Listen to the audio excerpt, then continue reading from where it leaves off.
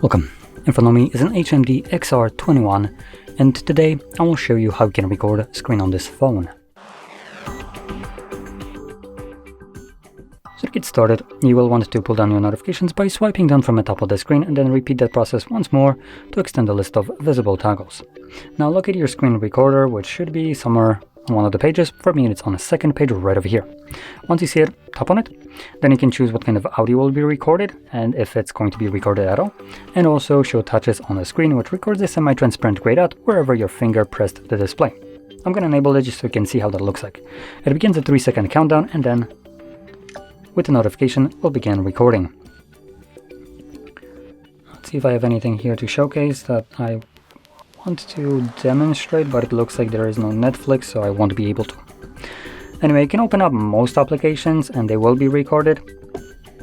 Anyway, once we're done, you can pull down your notifications again, and here you'll have the tile. Click on stop, and this will save the screen recording to your Photos application. So I'm gonna open that up, navigate to library, and in here we're gonna navigate to, looks like screenshots.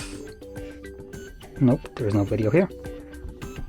So it's going to be in movies, and you can click on it to view it. Now the reason I was looking for Netflix is because it has a DRM feature that basically blocks screen recorder and also screenshots from being taken while the app is open. Or if you do take it, you just end up having a black screen, at least on the captured content, which is kind of a BS considering you might not have logged into the application, installed it, agreed to terms of service, or done any of that.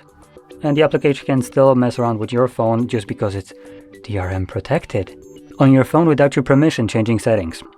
So I just want to point that out, that if you ever encounter that you have a fully black screen as a content that you have recorded, you try to record an application that just straight up decided to not allow you to do so without your permission. So yeah. Anyway, with that being said, hope you found this very helpful, and if you did, don't forget to hit like, subscribe, and thanks for watching.